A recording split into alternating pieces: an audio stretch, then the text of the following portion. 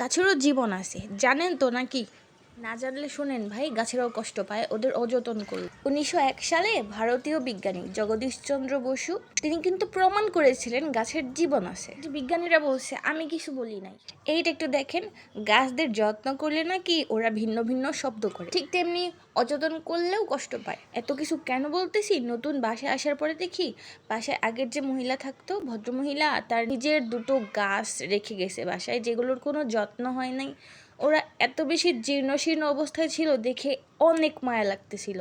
তো আমি ওদের সুন্দর করে ধুয়ে মুছে পরিষ্কার করে নতুন একটা পাত্রে রেখে দিছি। কিছুদিন পরে ওদের অবস্থা ছিল এই, ওরা এত সুন্দর হয়ে উঠছিল।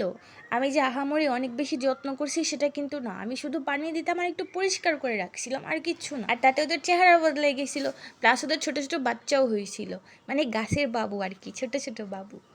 যা হোক, কথা হচ্ছে আপনার আশেপাশে ছোট বড় যত গাছই থাকুক না কেন, চেষ্টা করুন একটু যত্ন করার, কারণ ওদেরও তো জীবন আছে, তাই না? আর এখন আমার ব্যালকনিতে অন্যান্য গাছের সাথে ওরাও আছে, আমি এখানে বসে বসে ভিডিও এডিট করি।